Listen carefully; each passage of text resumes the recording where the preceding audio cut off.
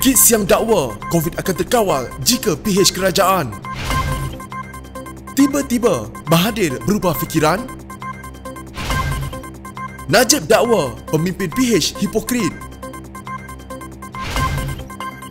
Menteri Agama disahkan positif COVID-19.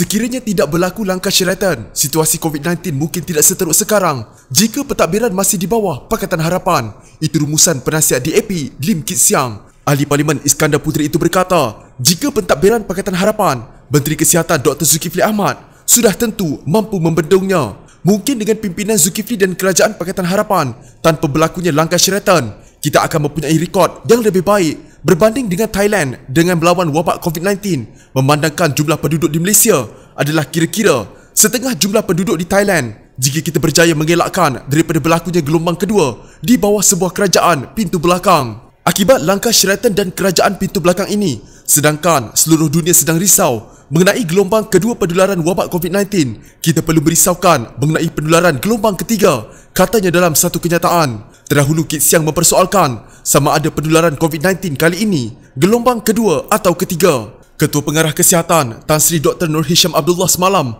telah mengatakan yang negara kita sedang berhadapan dengan gelombang baru penularan wabak COVID-19 memandangkan jumlah kes baru terus-menerus meningkat. Beliau berkata dalam satu sidang media semalam, jika kita melihat pada carta, kita mendapati peningkatan kes kebelakangan ini mungkin permulaan satu gelombang baru. Tetapi, adakah Malaysia sedang berhadapan dengan gelombang kedua ataupun yang ketiga? Para Menteri Perikatan Nasional yang tidak bertanggungjawab sering mendakwa yang negara kita akan berhadapan dengan lebih banyak jangkitan dan kematian akibat COVID-19 di bawah pentadbiran Pakatan Harapan. Namun kebenarannya amatlah berbeza, katanya. Tidak cukup 2 minggu setelah memberitahu Kyodo News bahawa dia tidak akan bertanding pada pilihan raya umum ke-15, bekas Perdana Menteri Dr. Mahathir Mohamad kini memberitahu Straits Times Singapura bahawa dia mungkin akan bertanding. Dalam temu bual pada hari Jumaat 2 Oktober, Ahli Parlimen Langkawi itu mengatakan bahawa cadangannya untuk tidak bertanding menimbulkan rasa kurang senang di kalangan penyokongnya. Mereka masih mahu saya mengatakan bahawa saya mahu bertanding. Memang benar bahawa kebanyakan orang yang berusia 95 tahun tidak akan aktif. Saya lebih bernasib baik, saya masih dapat aktif. Tetapi mereka nampaknya tidak fikir bahawa kesihatan saya akan merosot apabila umur saya semakin lanjut, katanya. Mereka melihat saya seperti saya sekarang. Jadi mereka menginginkan saya sekurang-kurangnya tidak mengatakan bahawa saya tidak akan bertanding, katanya. Pendiriannya yang terdahulu adalah bahawa dia akan terus memerangi rasuah melalui parti barunya Parti Pejuang Tanah Air. Tetapi dia tidak akan bertanding dalam pilihan raya berikutnya kerana umurnya ketika itu 98 tahun sekiranya PRU diadakan pada 2023. Saya mahu sedikit masa lagi, tetapi saya fikir saya akan berkhidmat dalam jangka masa yang singkat.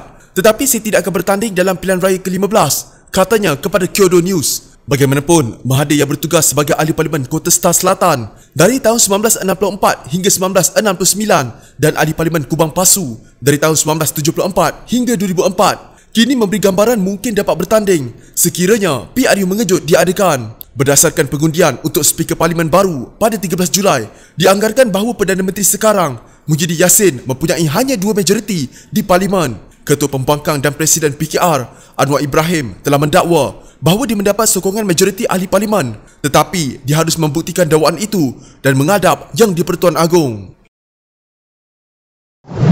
Datuk Seri Najib Razak mendakwa pemimpin-pemimpin Pakatan Harapan hipokrit selepas mengamuk apabila Ketua Menteri Sarawak memaklumkan pilihan raya akan dibuat pada bila-bila masa. Bekas Perdana Menteri itu berkata, semasa Datuk Seri Muhammad Syafiq Abdal membubarkan Dewan Undangan Negeri Sabah pada akhir Julai lalu, kes COVID-19 sudah pun meningkat akibat penularan tempatan yang juga lebih tinggi berbanding di Sarawak. Namun ketika itu, pemimpin Pakatan Harapan menyokong penuh pembubaran DUN Sabah. Tapi bila Sarawak kata mereka perlu buat pilihan raya negeri dalam masa terdekat, orang Pakatan Harapan mengamuk. Sarawak tak kata pun nak buat sekarang, katanya sambil mendakwa pemimpin Pakatan Harapan mengamuk kerana Parti Keadilan Rakyat, Parti Amanah Negara dan DAP ada di Sarawak. Sedangkan UMNO, MCA, MIC dan Parti Peribumi Bersatu Malaysia tiada di sana. Jika Sarawak buat PRN sekarang, maka Pakatan Harapan bimbang mereka akan kalah teruk selepas kegagalan 22 bulan mereka dan pemimpin Pakatan Harapan dari Semenanjung Malaysia dan Sabah mungkin akan mengalami masalah untuk berkempen di Sarawak memandangkan jumlah kes COVID di luar Sarawak lebih tinggi. Yang mereka fikir menguntungkan mereka, Pakatan Harapan sokong penuh. Kata ini demokrasi dan mandat rakyat. Walaupun Dun Sabah tak perlu pun dibubarkan sehingga tahun 2023 boleh serah kuasa di Sabah sahaja sebagaimana Pakatan Harapan rampas kuasa pada tahun 2018 selepas beberapa adun Barisan Nasional Sabah melompat. Tapi mereka kata mereka sanggup mati daripada serah kembali kuasa. Lalu Dun Sabah dibubarkan dengan sokongan penuh Pakatan Harapan. Akhirnya kalah juga dan kuasa diserahkan kembali. Bila tak menguntungkan mereka, Pakatan Harapan kata ini malapetaka. Walaupun PRN Sarawak adalah mandatori mengikut perlembagaan mereka sebab tempoh 5 tahun sudah nak selesai, kata Najib. Katanya Dun Sarawak akan dibubar secara automatik pada 7 Jun 2021 setelah genap 5 tahun selepas pilihan raya negeri pada bulan Mei 2016. Menteri di Jabatan Perdana Menteri JPM Dr. Zulkifli Mohamad mengesahkan dia dijangkiti COVID-19 sebentar tadi. Membuat kenyataan itu di media sosial, Zulkifli juga meminta memberitahu keadaan kesihatannya ketika ini adalah baik.